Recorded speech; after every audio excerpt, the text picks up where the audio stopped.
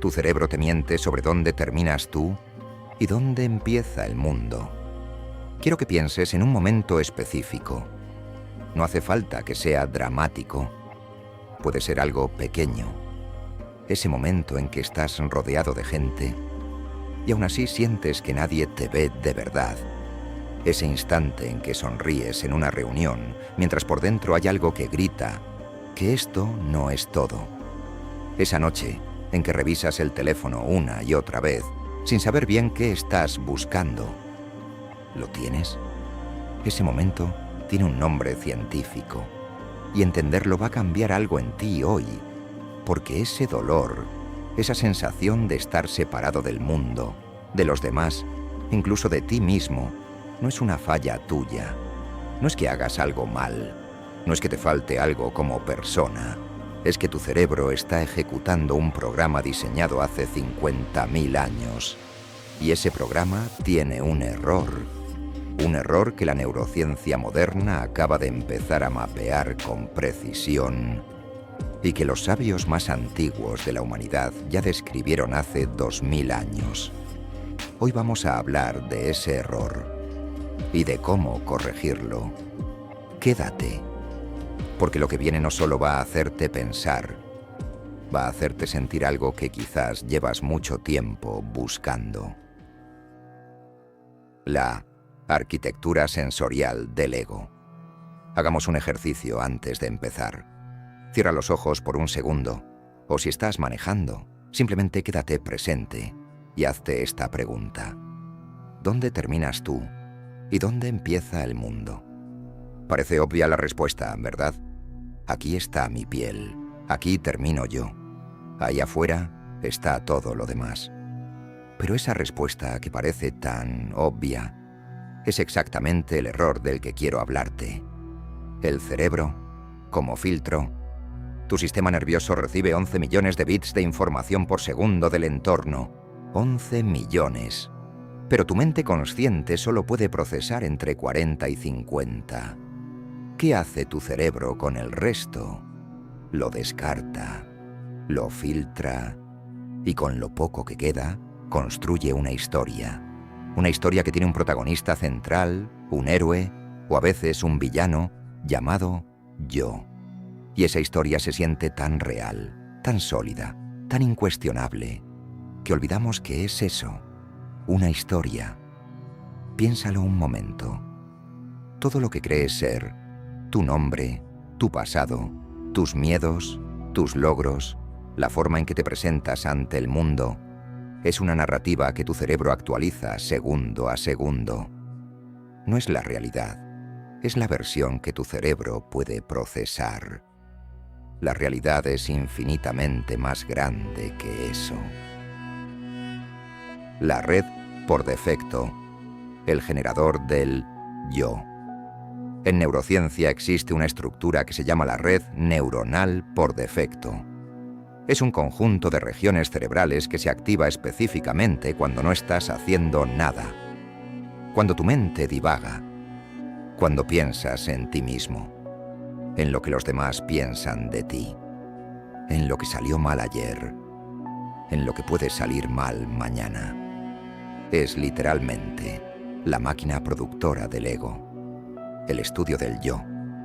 Y cuando los neurocientíficos empezaron a escanear cerebros de personas con ansiedad crónica, con depresión, con esa sensación de vacío difícil de nombrar, encontraron algo que me parece desgarrador en su simplicidad.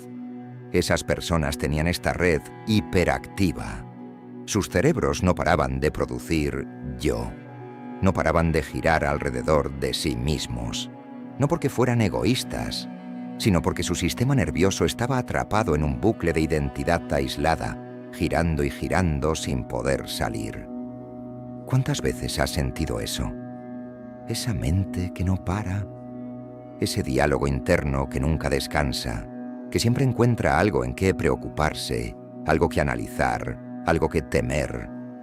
Eso es la red por defecto funcionando sin frenos.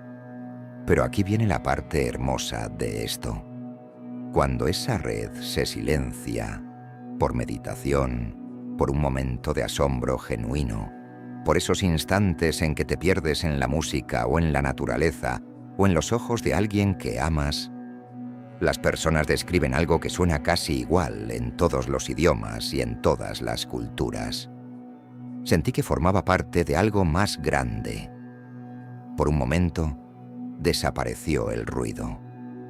Me sentí completo, sin razón aparente. No es una experiencia mística reservada para monjes. Es tu cerebro funcionando sin el filtro del ego. Es lo que eres cuando dejas de definirte por los límites que el sistema nervioso dibuja. Lo que los sabios ya sabían. Ahora bien, esto que la neurociencia está miendo hoy con escáneres de millones de dólares, fue descrito con palabras hace más de 2000 años. Los maestros del Advaita Vedanta en la India lo llamaban Maya, la ilusión de separación. El budismo lo llamaba Anatta, la ausencia de un yo fijo. El taoísmo hablaba de fundirse con el flujo de todo lo que existe.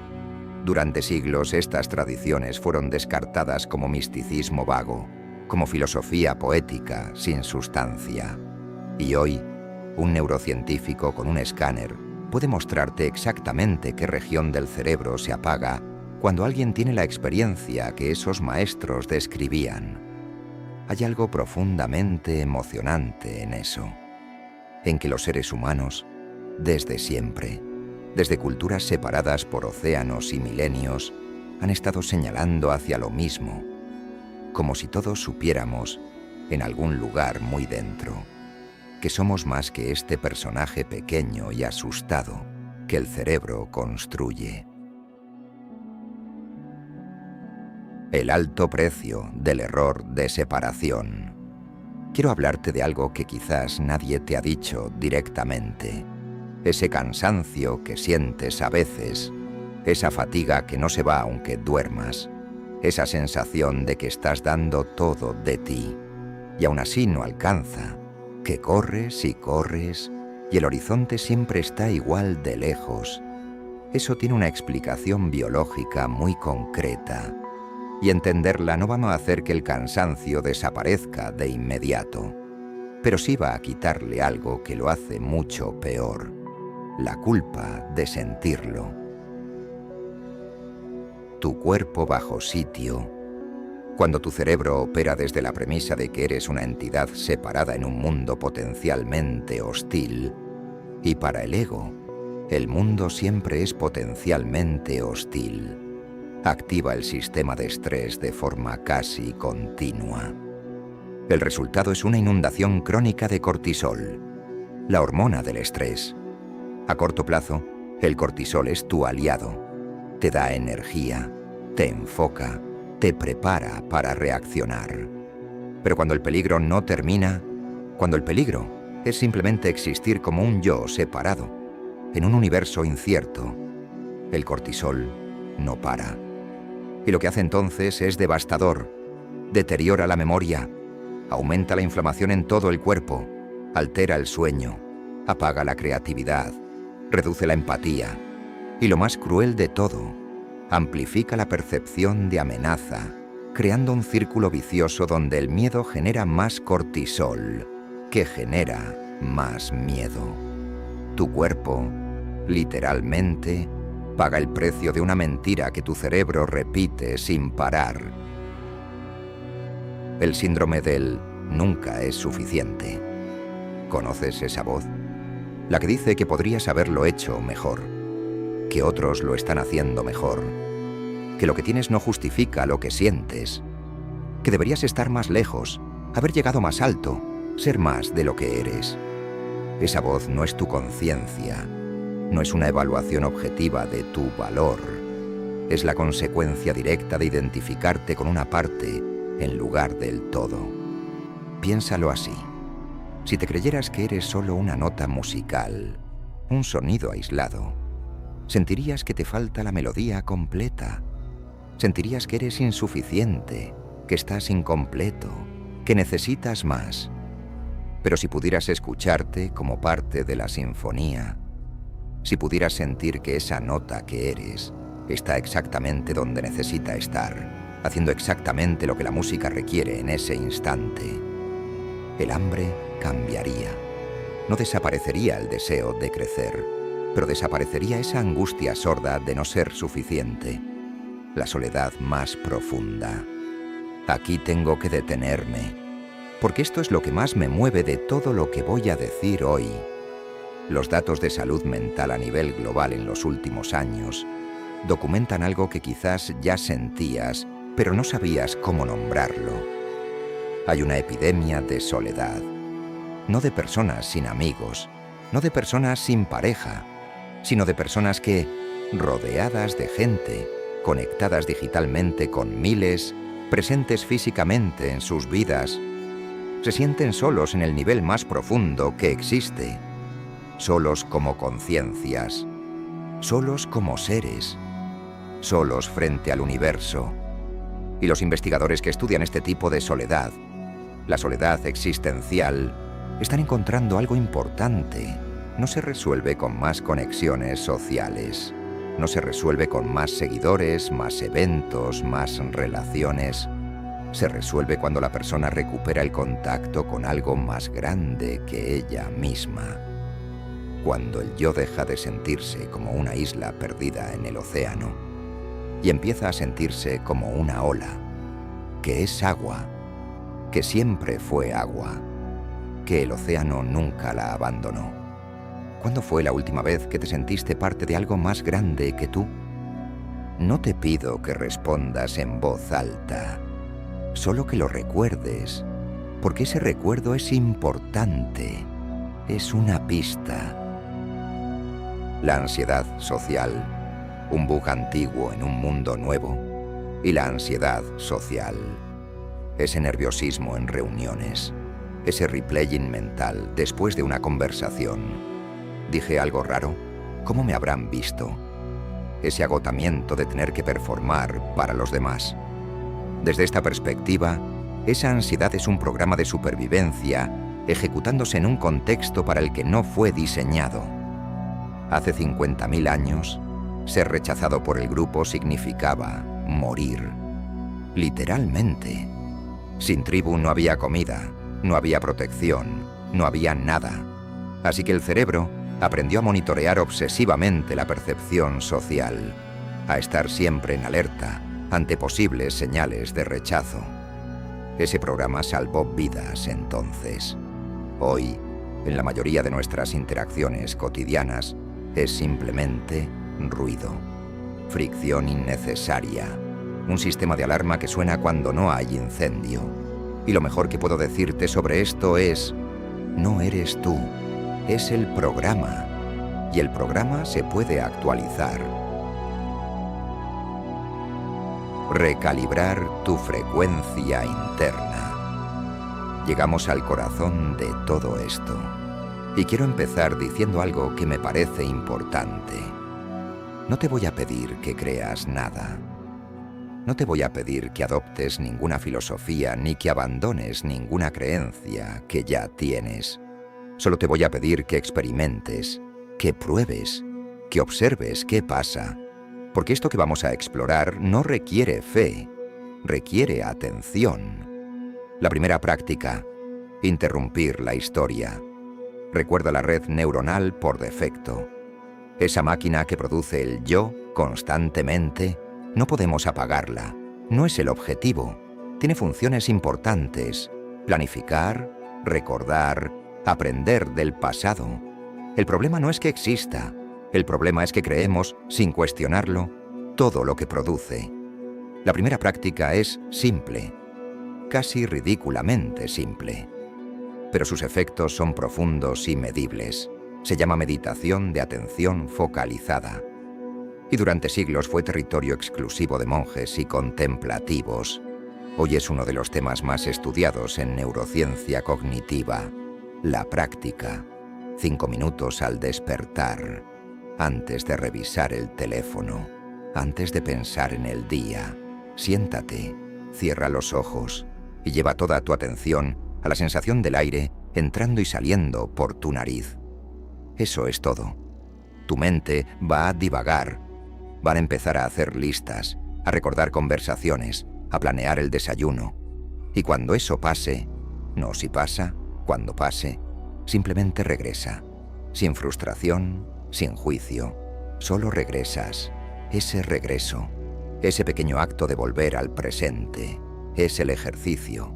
Cada vez que regresas, estás literalmente entrenando al cerebro a no ser esclavo de su propio ruido.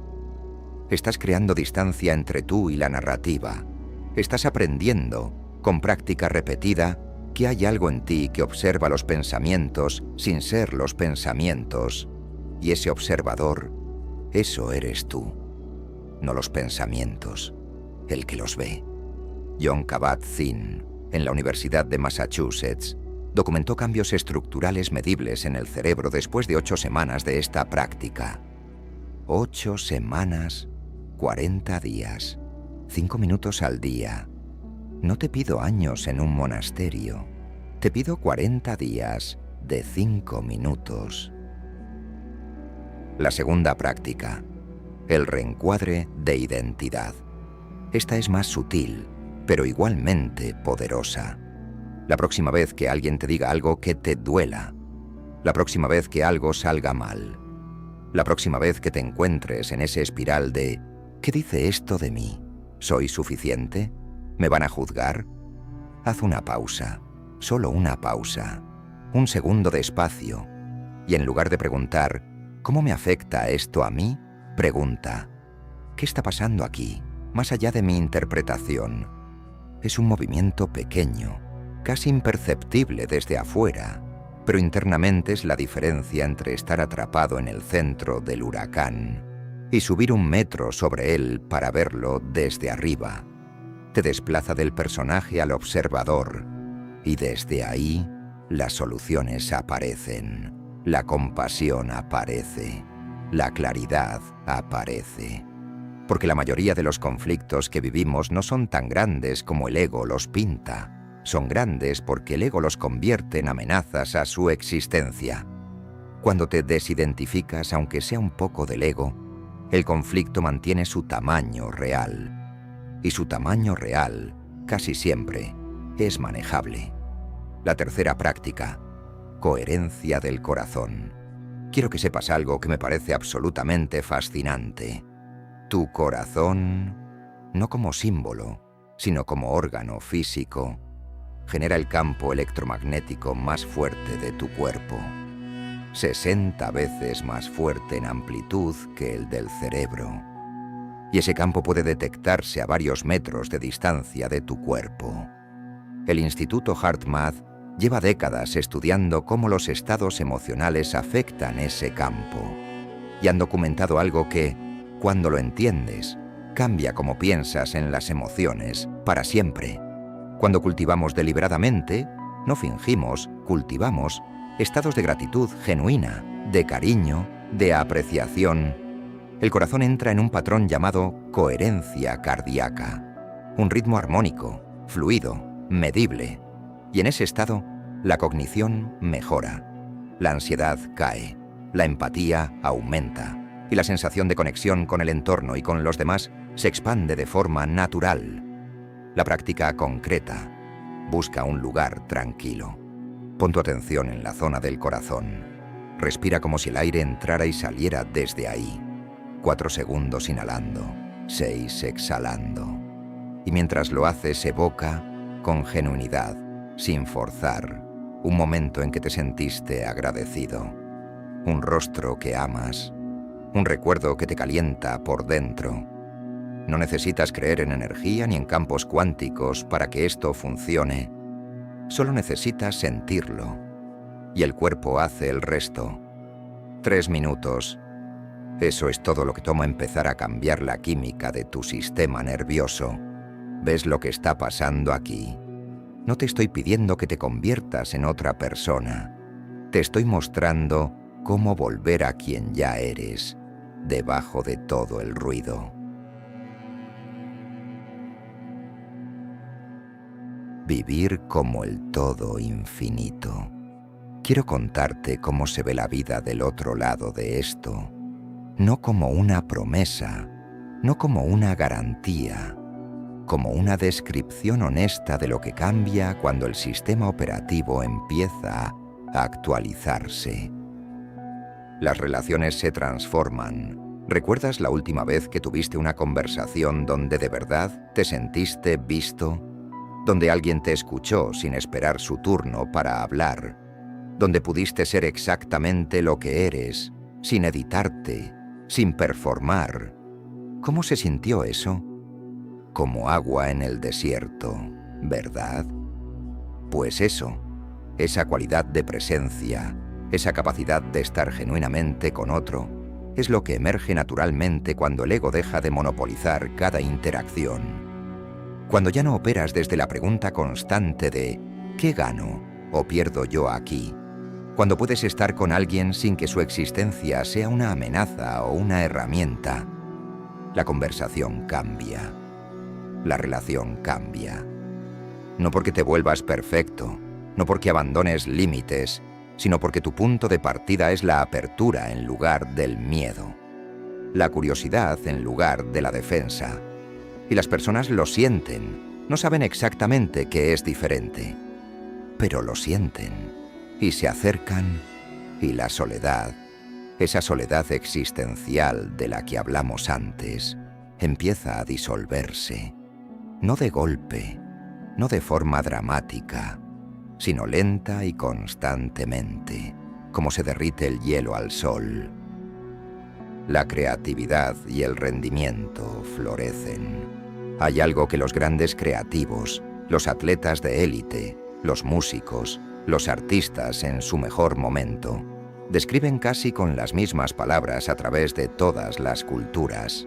Ese estado donde el tiempo desaparece, donde actúas sin pensar, donde algo fluye a través de ti más que desde ti, donde la distinción entre yo y lo que estoy haciendo se borra.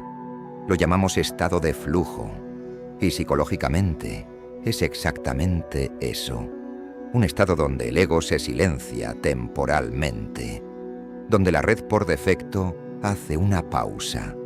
Y lo extraordinario es que ese estado no es un regalo aleatorio para los elegidos. Es un estado que se puede cultivar, que emerge naturalmente cuando el sistema nervioso deja de estar en modo supervivencia, cuando el cortisol crónico cede espacio a algo más sereno. En otras palabras, cuando comienzas a disolver la ilusión de separación, tu creatividad, tu productividad, tu capacidad de estar presente en lo que haces, todo eso mejora. No porque te esfuerces más, sino porque dejas de desperdiciar energía en el miedo. La compasión que no cansa. Y aquí llego al final, a lo que creo que es la consecuencia más hermosa de todo este trabajo. La compasión que emerge cuando realmente, no solo intelectualmente, sino en la experiencia vivida, comienzas a sentir que la separación entre tú y los demás es más delgada de lo que parecía. Esa compasión no te cansa, no te drena, no te vacía, porque no viene del sacrificio, no viene de la obligación moral, no viene de forzarte a sentir lo que no sientes. Viene de ver que el dolor del otro no es ajeno, que el miedo del otro lo reconoces porque es el mismo miedo, que la búsqueda del otro es la misma búsqueda, que todos, de alguna manera, estamos haciendo lo mismo, tratando de sentirnos suficientes, tratando de sentirnos seguros, tratando de sentirnos parte de algo. Y cuando ves eso, cuando de verdad lo ves, algo en ti se ablanda, sin esfuerzo, como cuando sueltas algo que no sabías que estabas cargando.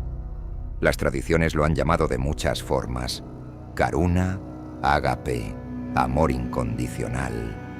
La neurociencia lo llama activación de los circuitos de compasión en la ínsula y en el sistema de recompensa. Pero más allá del nombre, es real, es medible, y es el estado que emerge cuando el ego deja de ser la única lente a través de la cual ves el mundo. Dar desde ese lugar no te vacía, te llena. Antes de que cierres este video, quiero que hagas una sola cosa, solo una. Recuerda ese momento con el que empezamos, ese momento de soledad en medio de la gente, esa sensación de estar separado de algo que no sabes nombrar. Ahora míralo con lo que sabes hoy. Ese momento no era una falla tuya, era tu sistema nervioso haciendo lo que fue diseñado para hacer. Era el ego, cumpliendo su función, produciendo separación porque eso es todo lo que sabe hacer. Pero debajo de ese programa, debajo de esa narrativa del yo aislado, del yo que nunca es suficiente, del yo que necesita protegerse constantemente, hay algo que no necesita protegerse, algo que no puede ser dañado, algo que no está separado de nada porque nunca lo estuvo. Lo has sentido antes, en esos momentos que no sabes bien cómo describir. Cuando el atardecer fue tan hermoso que por un segundo te olvidaste de ti mismo. Cuando reíste tan fuerte con alguien que desapareció la distancia entre ustedes. Cuando sostuviste algo nuevo, una criatura, una planta, una idea, y sentiste algo que solo puede llamarse asombro. Esos momentos no fueron accidentales, fueron destellos, recordatorios breves de lo que eres cuando el ego hace silencio. El trabajo que hemos descrito hoy, los 5 minutos de mañana, el reencuadre en los momentos difíciles, la práctica de coherencia, no es el camino hacia algo nuevo, es el camino de regreso a algo que siempre estuvo ahí. Si algo de lo que escuchaste hoy te tocó, te pido un favor, no para mí, para alguien que conoces. Comparte esto con esa persona que sientes que lo necesita. Esa persona que ves cargar con más peso del que debería. Esa persona brillante que se ha convencido de que no es suficiente. A veces un video en el momento correcto cambia algo. No lo todo, pero algo. Y ese algo puede ser el inicio de un cambio mucho más grande. Cuéntame en los comentarios. ¿Cuándo fue la última vez que sentiste que eras parte de algo más grande que tú? ¿Cómo fue ese momento? ¿Cómo te sentiste?